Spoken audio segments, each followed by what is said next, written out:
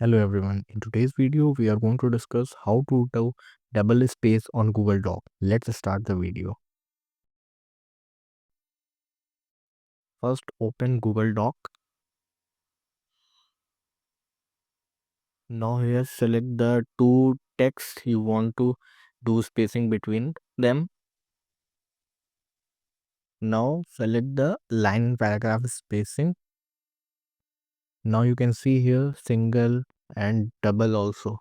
Just go on double and you can see here the double spacing has been applied.